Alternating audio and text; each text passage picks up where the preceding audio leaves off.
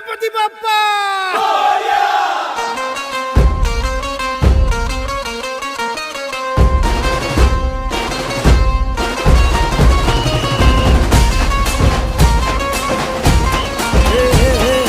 पयल नमन आम्ही करीतो वंदन. तुम्ही ऐका हो गुणजन आम्ही करीतो कथन.